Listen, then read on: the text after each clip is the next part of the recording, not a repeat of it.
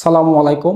মালয়েশিয়াতে যারা স্টুডেন্ট ভিসায় আসার জন্য উদ্যোগ নিচ্ছেন বা চিন্তা ভাবনা করতেছেন যে মালয়েশিয়াতে তো কলিং এর কোনো আগামাথা পাচ্ছি না, কলিং খুলতেছে এই বন্ধ হচ্ছে, এই খুলতেছে এই বন্ধ হচ্ছে,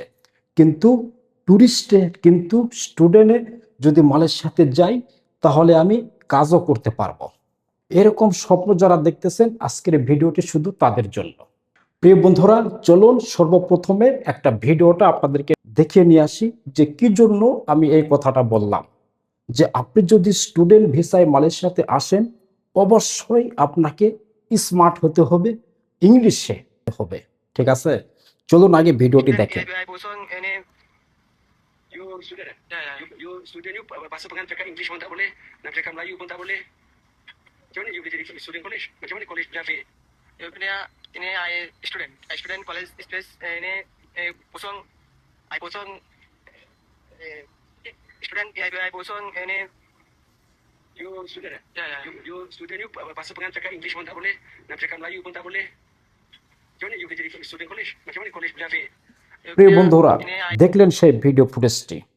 এই ভাইটি বাংলাদেশ থেকে আসছে স্টুডেন্ট ভিসায়, অথচ তিনি ইংলিশ বলতে গিয়ে কি উলট পালট করতেছে, দেখেন কি কোসর মোসর করতেছে ইংলিশ বলতে গিয়ে।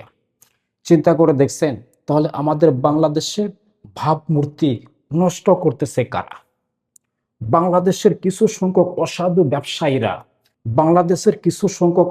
ব্যবসায়ীরা মালয়েশিয়াতে বাংলাদেশের মান সম্মান সবকিছু ধুলায় মিশিয়ে দিচ্ছে। তার কারণ হচ্ছে যে সবকিছু ডকুমেন্ট কমপ্লিট করেছে কিন্তু অসাধু ব্যবসায়ী, টাকা কিন্তু নিছে এই ভাইয়ের কাছ থেকে। ঠিক আছে, এই ভাই তো কোনো ইংলিশ জানে না, কিছুই জানে না, অথচ মালয়েশিয়াতে তাকে পাঠায় দিছে স্টুডেন্ট ভিসায়। ইনি যখন ধরা খায় তখন ইনার পাসপোর্টটা যখন চেক করে যে ইনি একজন স্টুডেন্ট ভিসায় মালয়েশিয়াতে আসছে, কিন্তু কাজ করার সময় কিন্তু সে ধরাটা খাইছে। তারপরে যখন তাকে ইংলিশে কথা বলতে বলে, এই যে দেখলেন তো কোসর মোসর করতেছে। আমাদের দেশের মান সম্মান কি আর থাকলো বলেন তো? যে কখনো স্কুলের বারান্দা চোখে দেখে নাই, সে আসছে স্টুডেন্ট ভিসায় মালয়েশিয়াতে, স্টুডেন্ট ভিসায় এসে পার্ট টাইমে কাজ করতেছে। যেহেতু কলিং বন্ধ, কলিংয়ে ঢুকতে পারতেছে না, তাকে মালয়েশিয়া আসতেই হবে যেভাবেই হোক।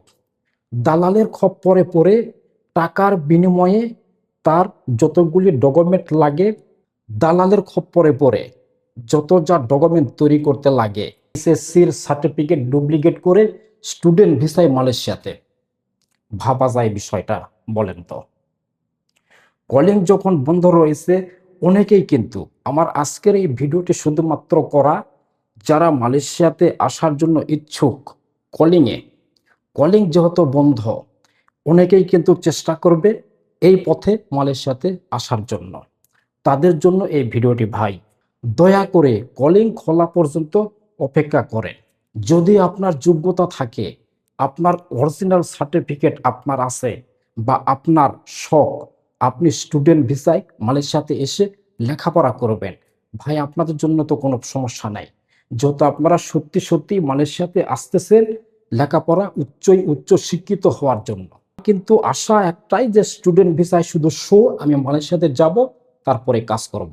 ভাই ভুলেও এই কাজ করবেন না।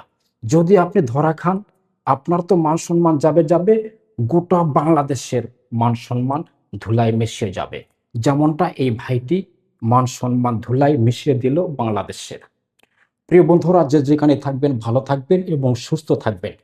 দেখা হবে নতুন কোনো একটা ভিডিওতে। আল্লাহ হাফেজ, সালামু আলাইকুম।